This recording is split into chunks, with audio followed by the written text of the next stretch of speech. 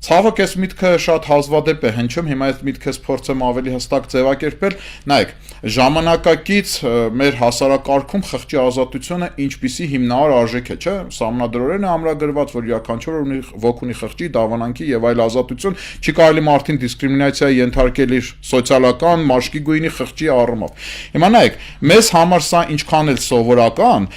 միջնադարում սա եղել է մի հատ բացառիկ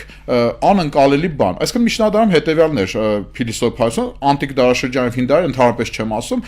ինչ կրոնի որ երկրի կամ այդ տարածքի ղեկավարն էր, ենթադրվում էր, որ այդ կրոնի է նաև այդ տարածքի ժողովուրդը։ Հիմա այստեղ բացառիկ փիլիսոփայական մի հատ ուղերձ կա Վարդանանց պատերազմի մեջ, որը մենք հետագայում տեսնելու ենք ավելի քան 1000 տարի հետո Եվրոպայում։ Նայեք, եղծ աղանդոցը որպես Վարդանանց պատերազմի փիլիսոփայական հիմք, ինչ է ասում Հասկերտին։ Ասում է՝ դու մեր աշխարհիկ տերն ես, դու մեր ղեկավարն ես, բայց դու մեր հոգիների հետ գործ չունես։ Բացառիկ իր խոհափիլիսոփայական խորությամբ միտք, որը մենք հետո հանդիպելու ենք վերածննդի նոր ժամանակներում Եվրոպայում 1500 թվականներից սկսած։ Եվ ի դեպ Եվրոպայում, երբ որ 1618-1648 թվականի 30-ամյա պատերազմը ավարտվեց, առաջին անգամ նոր աշխարհակարգի հիմքում դրվեց այս թեզը,